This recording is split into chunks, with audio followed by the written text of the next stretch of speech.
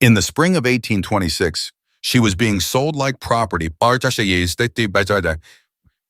Marched down the aisle to a man who murdered his first wife. The priest asked for objections. The chapel went silent. Then the doors exploded open, and the Duke, who'd loved her in secret for 12 years, thundered in on horseback and roared 4 words that shattered everything. "She belongs to me!" What happened next didn't just stop a wedding. It exposed a conspiracy, sparked a scandal, and ignited a love that had waited over a decade to finally burn. If this dramatic rescue has your heart racing, hit that subscribe button now and turn on notifications. You won't believe how this forbidden love story unfolds. Will Lord Daniel Hill get his revenge? Can Patrick protect Samantha from the forces trying to destroy them? Will their marriage of convenience become something more? Find out by subscribing, because this story gets even more intense. It was in spring. Samantha Sutton's world collapses when her stepfather Jeffrey announces she will marry Lord Daniel Hill in 3 weeks. There is no proposal, no courtship, just a contract signed over brandy and cards. Samantha's future traded for £15,000 in gambling debts. "You should be grateful," Jeffrey says coldly. "A lord wants you despite your lack of dowry." But Samantha knows the truth about Daniel Hill, the whispers in London drawing rooms, the suspicious death of his first wife Lillian, who allegedly threw herself from a window after only 8 months of marriage, the servants who left his household with haunted eyes and sealed lips. Samantha tries everything. She writes to her childhood friend Eleanor for help, but the letter is intercepted. She attempts to flee, but Jeffrey locks her in her room. She begs for more time, but Daniel insists the wedding proceed immediately. What Samantha doesn't know is that Eleanor succeeded in sending one final, desperate letter, not to her husband, but to Patrick Carr, the Duke of Ashbourne. Patrick reads the letter 3 times, his hands trembling with recognition. Samantha Sutton, the girl with fierce eyes and unbreakable spirit who spent one summer at his family's estate 12 years ago. The girl he taught to ride horses. The girl he fell in love with before duty called him away. The girl he thought had forgotten him. He hasn't forgotten her. Patrick immediately begins investigating Daniel Hill, and what he discovers chills him to the bone. A pattern of financial manipulation, documented cruelty, and mounting evidence that Lillian Hill's death was not suicide, it was murder. Patrick races against time, but Daniel is always one step ahead. When Patrick attempts to buy out Samantha's debts, Daniel refuses. "I want her specifically," Daniel says with a twisted smile. "She reminds me of someone who once thought she was too good for me. I enjoy teaching women humility." Patrick realizes negotiation is futile. Daniel wants Samantha for revenge, not money. On the morning of the wedding, Samantha is dressed in ivory silk she never chose, her hands trembling as maids pin her hair. She catches her reflection, a ghost of herself, all spirit extinguished. She's marched to a small, private chapel, Daniel's hand gripping her elbow with bruising force. The congregation is small, mostly Daniel's associates and Jeffrey's gambling companions. No one who loves her is present. As Samantha stands at the altar, Daniel leans close and whispers, "Try to run, and I'll have your stepfather imprisoned for debt. Refuse to obey, and I'll make your life a masterpiece of suffering."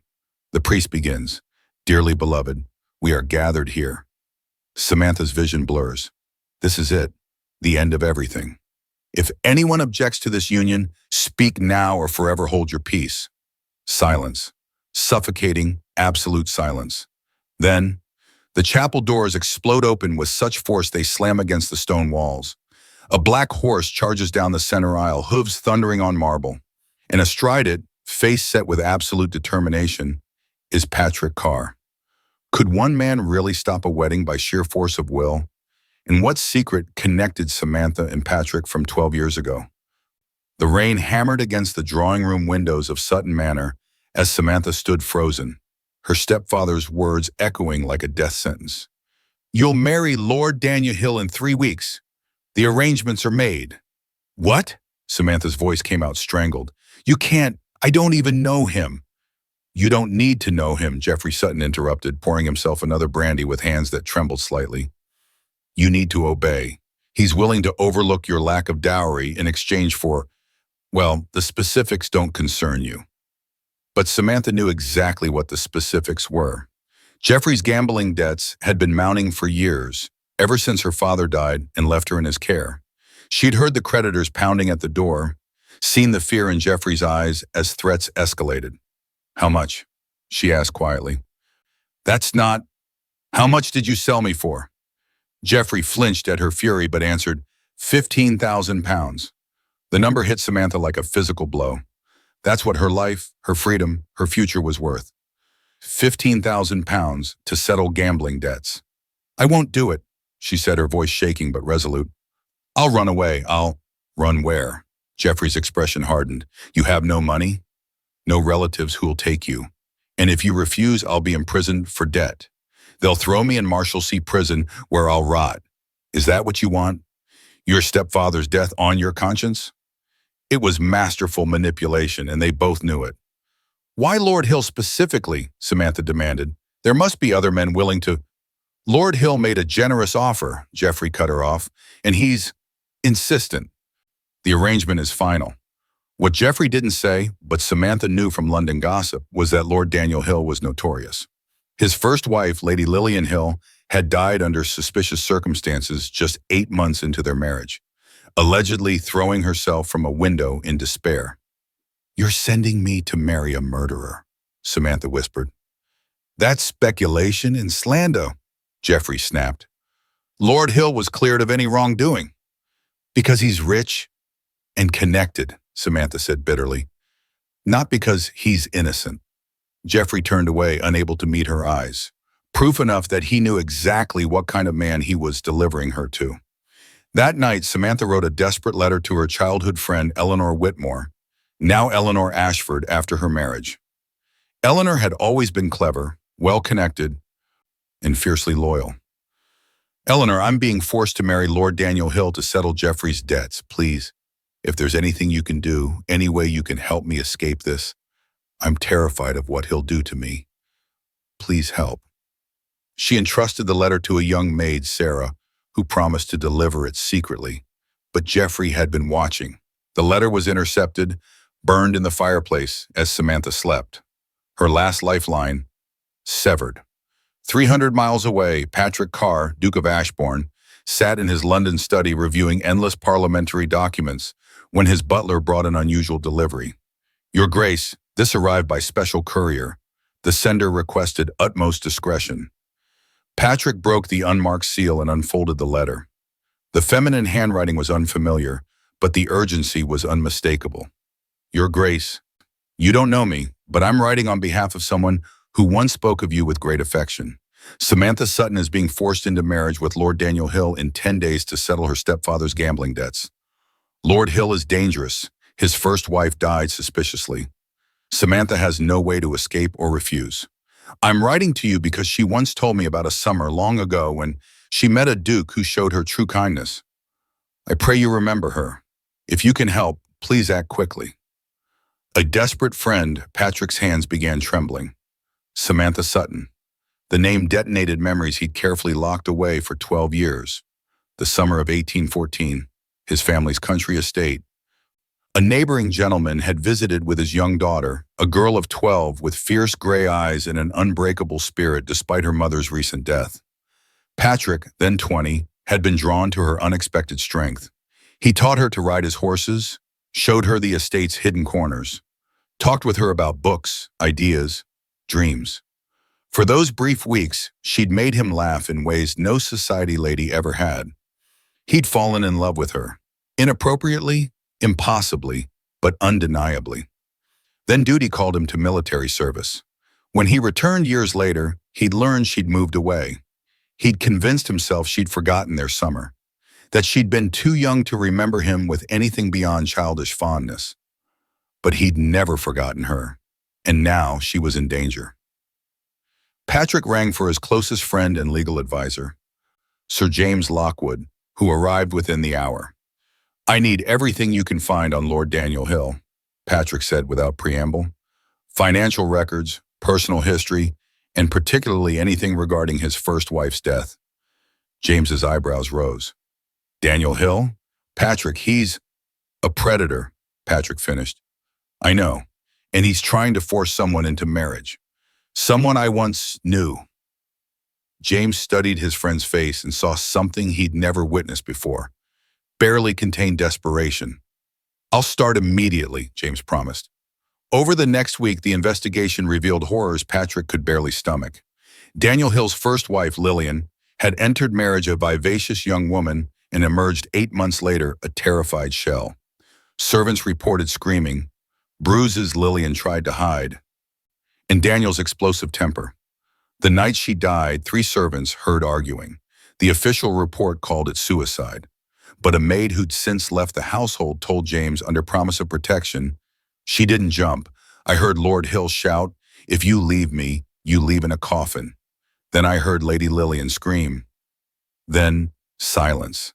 Then Lord Hill calling for help, saying she jumped." Patrick's blood ran cold.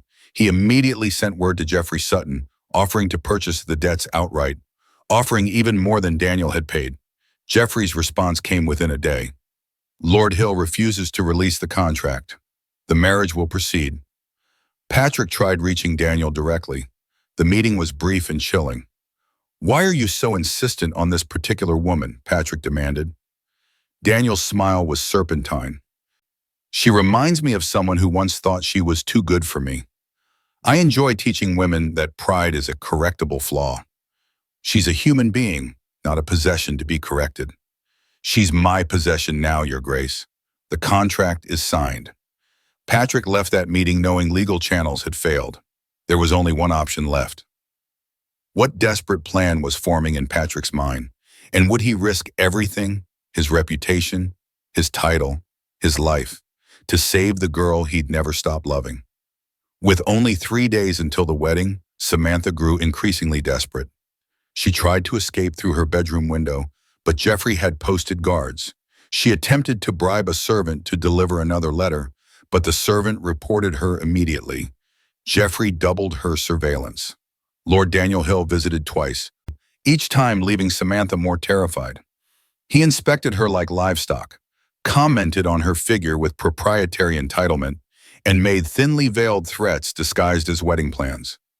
"I've arranged for a small, private ceremony," he said during his second visit, his cold fingers touching Samantha's jaw in a gesture that made her skin crawl. "I prefer intimacy over spectacle. Don't you agree?" "I prefer not to marry at all," Samantha replied by pulling away. Daniel's grip tightened painfully on her chin, forcing her to meet his eyes. "You'll learn quickly that what you prefer is irrelevant. Your preferences, your thoughts, your will, all belong to me after Saturday." When he finally left, Samantha collapsed in her room, tears of rage and terror streaming down her face. That night, Sarah, the young maid, slipped into Samantha's room with forbidden information. "Miss, I wasn't supposed to tell you, but the Duke of Ashbourne has been making inquiries. Sent men asking questions about Lord Hill." Samantha's heart stuttered. "The Duke of Ashbourne?" "Yes, miss. Patrick Carr. They say he's been trying to stop the wedding." Patrick Carr. The name unlocked a flood of memories Samantha thought she'd buried. The summer she turned 12, devastated by her mother's death, forced to accompany her father to some estate visit she dreaded. Then she'd met Patrick, kind, patient Patrick who treated her like an equal despite her age, who taught her to ride fearlessly, who listened when she talked about missing her mother, who looked at her like she mattered. She'd fallen in love with him in the innocent, all-consuming way only a 12-year-old could. When he left for military service, she'd cried for weeks. She'd written him letters she never sent, convinced he'd forgotten the awkward girl who'd briefly crossed his path. "Why would the Duke care about my situation?" Samantha asked, barely daring to hope. Sarah shrugged. "Don't know, miss, but they say he's powerful. If anyone could stop Lord Hill." The sentence hung unfinished, but hope, dangerous, painful hope, flickered in Samantha's chest. The day before the wedding, Samantha was dressed in ivory silk she'd never chosen. The seamstress pinned and adjusted while Jeffrey watched with satisfaction. "You'll make a beautiful bride," he said, as if this were a normal wedding. "I'll make a terrified prisoner," Samantha corrected coldly. "And you'll live the rest of your life knowing you sold your stepdaughter to a murderer for gambling money." Jeffrey's face flushed with anger and shame. "I gave you a home after your father died." And now you're repaying his memory by destroying his daughter. That night, Samantha couldn't sleep. She stood at her window, watching the moon, praying to a God she wasn't sure listened anymore. If you're out there, Patrick, she thought desperately, if you remember me at all, please, please help me. In London, Patrick was preparing for the most reckless act of his life. The morning of the wedding dawned gray and cold. Samantha was awakened early, fed barely anything, and immediately surrounded by maids preparing her like a sacrifice. The ivory gown was beautiful and suffocating. Every button felt like a chain, the veil like a shroud. In the mirror, Samantha barely recognized herself. The terrified woman staring back looked like a ghost. "Miss, it's time," Sarah whispered, her eyes filled with pity. The carriage ride to the chapel was silent. Jeffrey sat across from her, unable to meet her gaze. Samantha memorized the streets, the buildings, the faces of strangers, trying to burn freedom into her memory before it was stripped away forever. The chapel was small, private, exactly as Daniel had promised. The congregation was sparse. Daniel's associates, Jeffrey's gambling companions, a few wealthy spectators drawn by scandal. No one who loved Samantha was present, by design. Lord Daniel Hill stood at the altar in expensive black, his expression triumphant. He'd won. She was his prize, his possession, his revenge against women who dared think themselves his equal.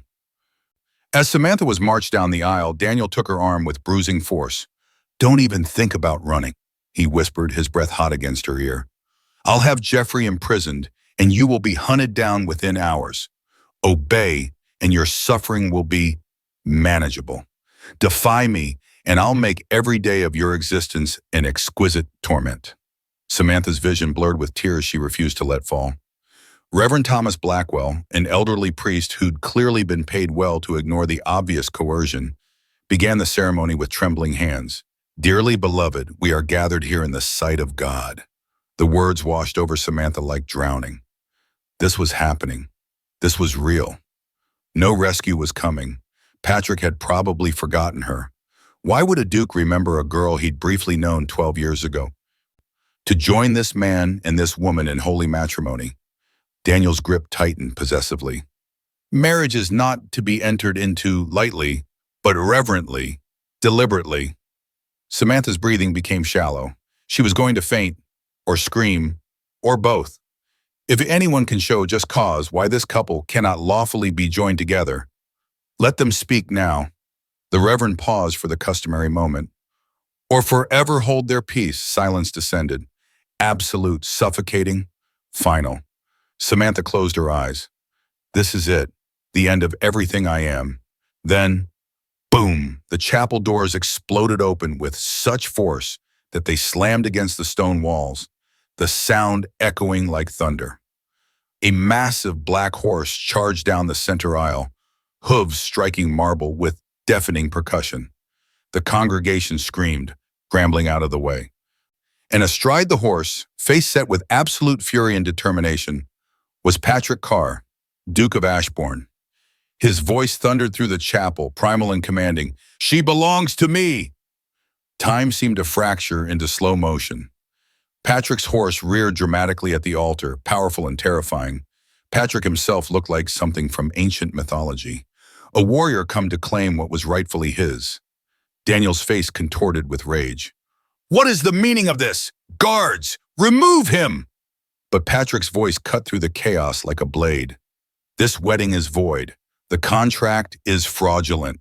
And if you touch her again, Hill, I will kill you where you stand." "The contract is legal," Daniel screamed, still gripping Samantha's arm. "She is mine.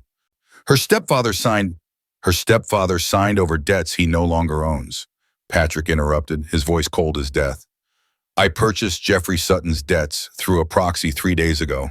Every pound, every note, every obligation." He pulled out legal documents, holding them high for all to see. The contract Lord Hill signed gave him Samantha Sutton in exchange for debt forgiveness. But those debts are now mine, which means Lord Hill has paid for nothing. The contract is void. The chapel erupted into chaos. Jeffrey Sutton went white as a sheet. Reverend Blackwell stammered incomprehensibly. and Daniel Hill's face transformed into something monstrous. "No," Daniel roared. "She's mine. You paid off debts that were already sold," Patrick stated with devastating calm. "You were defrauded by Jeffrey Sutton, who accepted payment for debts he no longer owned. That's theft, Lord Hill. Criminal theft." He fixed Jeffrey with a lethal stare. "I have witnesses, documentation, and a signed confession from your own solicitor." Jeffrey collapsed into a pew, destroyed. Patrick's gaze finally landed on Samantha. For the first time since entering, his expression softened. "Samantha," he said gently, extending his hand. "Come with me, please." Samantha stared at him, her mind reeling. It was him, Patrick. After 12 years, he was here. He remembered her. He came for her. "You can't," Daniel started, his grip on Samantha tightening painfully. Patrick's expression went deadly. "Release her. Now. She's my—" In one fluid motion, Patrick dismounted and moved faster than anyone expected. He grabbed Daniel's wrist with crushing force, breaking his hold on Samantha. "Touch her again," Patrick said in a voice that promised murder. "And Duke or not, I will end you." Daniel, seeing something lethal in Patrick's eyes, released her and staggered back. Patrick immediately positioned himself between Samantha and Daniel, protective and absolute. "Samantha," he repeated softly, offering his hand again. "Do you trust me?" Did she? She'd seen him for 6 weeks 12 years ago. He was essentially a stranger now. But looking into his eyes, Samantha saw the same kindness, the same integrity, the same fierce protectiveness she remembered from that long-ago summer. "Yes," she whispered. She took his hand. Patrick swept her into his arms effortlessly and lifted her onto his horse.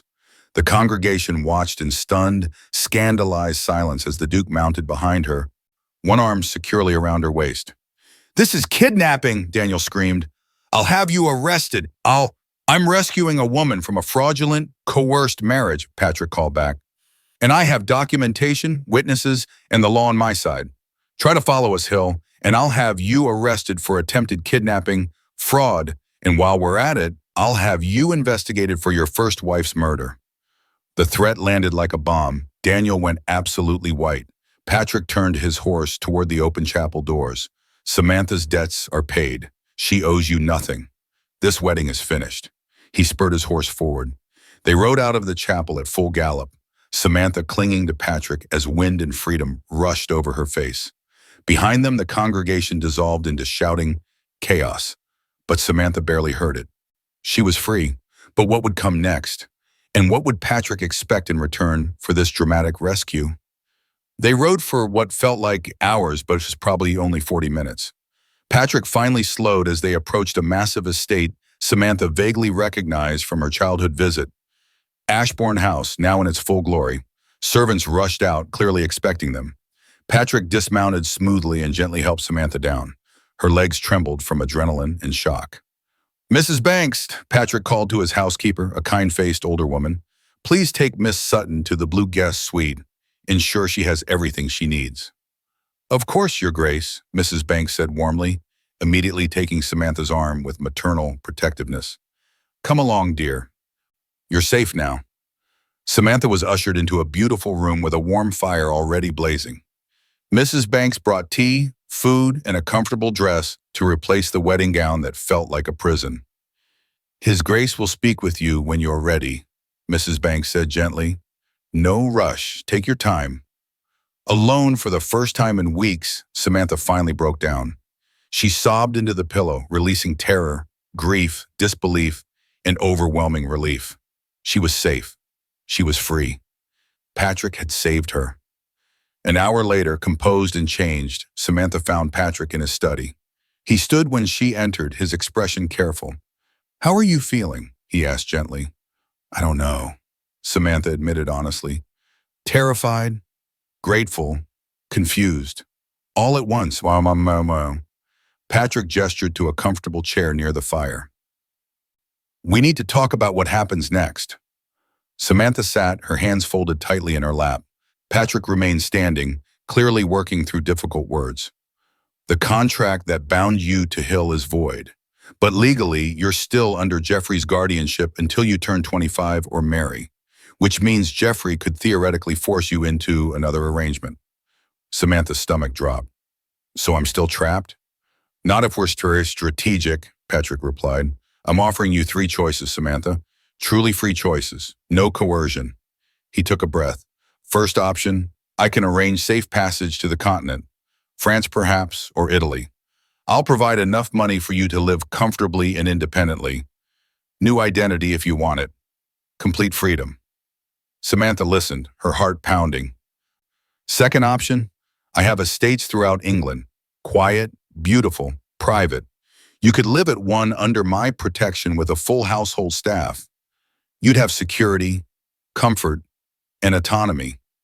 Jeffrey would never find you. Patrick finally met her eyes. Third option, you could marry me.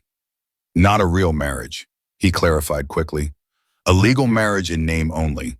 It would immediately terminate Jeffrey's guardianship. You'd have the protection of being a duchess. Separate bedrooms, separate lives if you wish. But Jeffrey, Hill, and any other predator would be permanently powerless over you. Samantha stared at him. Why would you offer that? Patrick's expression became vulnerable in a way she'd never seen from a man of his status. Because 12 years ago, I met a fierce, brilliant girl who made me laugh and think and feel more alive than I'd ever been. And even though she was too young, and even though duty called me away, I never forgot her. He took a step closer. When I received that letter and realized you were in danger, I couldn't breathe. The thought of you suffering, trapped, hurt, it was unbearable. Patrick, Samantha whispered, I'm not asking you to love me, he continued softly. I'm asking you to let me protect you, however you need, whatever form that takes. Samantha looked at this man who had stormed into a church on horseback, defied society, spent a fortune, and risked scandal, all to save her. What do you want me to choose? She asked. Patrick smiled sadly. What I want is irrelevant. I want you to choose what's best for you. I'll support whatever you decide. Samantha stood, her decision crystallizing with unexpected clarity. I spent weeks being told what I would do, where I would go, who I would belong to, she said quietly. For the first time, I have real choice, and I'm choosing. She met Patrick's eyes. I'm choosing you. Not because I have to, because I want to. Patrick's breath caught. Samantha, I'm choosing the marriage, she continued, but I'm not choosing it out of desperation. I'm choosing it because 12 years ago, I met a man who showed me what kindness looked like. And today he proved he hasn't changed. She took his hand. I don't know what this will become, but I know I feel safer with you than I've felt in years. And I think that's enough to start. Patrick's eyes glistened with emotion. You're certain? I'm certain. Then we'll marry quietly, Patrick promised. Tomorrow, if you're ready, my private chapel, my sister as witness. No spectacle, no coercion, just choice. Just choice, Samantha echoed softly. Patrick and Samantha married the next afternoon in Ashbourne's private chapel. It was simple, intimate, and entirely voluntary. Everything Samantha's forced wedding wasn't. Patrick's sister Catherine stood as witness, her expression fierce with approval. Any man who storms a church on horseback to rescue a woman from forced marriage deserves happiness, she declared afterward. The marriage, though legal, was exactly as Patrick promised. Respectful, boundaried, and patient. He gave Samantha an entire wing of the estate, never pressured her for anything beyond companionship, and treated her as an honored guest rather than a wife he owned. But the scandal, of course, was immediate and spectacular. London society exploded with gossip. The Duke of Ashbourne had dramatically interrupted a wedding, kidnapped a bride, and married her himself within 24 hours. The scandal sheets published breathless accounts, mostly inaccurate. Some called Patrick heroic, others called him reckless. Many questioned Samantha's virtue and motives, but Patrick's reputation was too solid, his influence too powerful to sustain permanent damage. And when he and Samantha appeared together at social functions, Samantha poised, intelligent, and utterly composed, Society gradually had to accept that perhaps the Duke's unusual marriage was based on something more complex than scandal. Geoffrey Sutton, exposed as a fraud, fled London to avoid criminal prosecution. Patrick ensured he'd never have legal authority over anyone again. Lord Daniel Hill, meanwhile, grew increasingly unstable. He publicly ranted about his stolen bride, threatened lawsuits, and made ominous veiled threats. Patrick hired private security and kept Samantha closely protected, though he tried to make it unobtrusive. "I won't live in fear," Samantha insisted one evening as they dined together, a nightly ritual they'd developed. "You won't," Patrick promised, "but I'll ensure you never have reason to." As weeks turned to months, something unexpected blossomed between them. Genuine friendship, deep conversation, laughter. Samantha found herself looking forward to evenings with Patrick, to his dry humor and thoughtful insights. And Patrick, who'd loved her from memory, found himself falling in love with the woman she'd become. Strong, compassionate, brilliantly sharp-minded. But both maintained the careful boundaries they'd established. This was a marriage of protection, after all, not passion. Then, 6 months after their wedding, Inspector Richard Foster appeared at Ashbourne. "Your Grace, Duchess," he said gravely, "Lord Daniel Hill has been arrested." Samantha's teacup rattled against its saucer. "On what charge?" Patrick asked, his hand immediately finding Samantha's for support. "Murder," Inspector Foster replied. "New evidence has emerged regarding the death of Lady Lillian Hill. The investigation, once reopened, moved swiftly. A former servant, no longer afraid after hearing of Patrick's protection of Samantha, came forward with devastating testimony. She'd witnessed Daniel push Lillian from the window after Lillian had threatened to expose his financial fraud and violent abuse. Other servants corroborated the account. A forged suicide note in Daniel's handwriting was discovered hidden in his study. The evidence was overwhelming. Lord Daniel Hill was charged with murder. At Ashbourne, Samantha absorbed the news with shaking hands. "I would have been next," she whispered, the weight of that reality crushing her. If I'd married him." Patrick pulled her into his arms, the first time he'd embraced her beyond polite formality. "But you didn't. You're here. You're safe. You're alive." Samantha clung to him, finally allowing herself to feel the full scope of what Patrick had saved her from. "Why was," she asked, pulling back to look at him, "why did you risk so much for me?" "I was just a girl you met for a few weeks 12 years ago." Patrick's expression was achingly tender. "Samantha, you were never just anything. That summer, you were the first person who made me feel like I was more than a title. You talked to me like I was human. You challenged me, made me laugh. And when I left for military service, I realized I'd fallen completely in love with a 12-year-old girl, which was inappropriate and impossible." He cupped her face gently. "I told myself it would fade. I tried to forget you. But at every woman I met, I compared to you. Every conversation felt shallow compared to those afternoons we spent talking. You haunted me, Samantha, for 12 years. Tears streamed down Samantha's face. I thought you'd forgotten me." "Never," Patrick breathed. "Not for a single day." "I wrote you letters," Samantha confessed. "Dozens of them. Never sent them because I was convinced you'd think I was just a silly girl with a childhood crush." "Did you?" Patrick asked softly. "Have a crush?" "Patrick, I fell completely in love with you that summer," Samantha admitted. "I cried for weeks after you left. And even though I tried to convince myself it was childish infatuation, I never felt that way about anyone else." Patrick's thumb traced her cheek. "And now?" "Now, Saul." Samantha leaned into his touch. "Now I'm terrified." "Of what?" "Of how much I love you," she whispered. "This started as a marriage of protection. But Patrick, it's become so much more. You're not just my rescuer, you're my best friend, the person I want to talk to about everything, the person whose happiness matters more to me than my own." Patrick's eyes blazed with emotion. "Then you should know I don't want a marriage in name only anymore. I want you, Samantha, not as a ward I'm protecting, as my wife, my partner, my equal in everything." "Yes," Samantha breathed, closing the distance between them. Their first real kiss ignited 12 years of longing, patience, and finally permitted passion. Patrick was gentle, reverent, asking permission with every touch. Samantha responded with equal hunger. Years of imagining this moment finally realized. That night, their marriage transformed from legal protection to passionate partnership. And when Samantha fell asleep in Patrick's arms, she knew she was finally, completely home.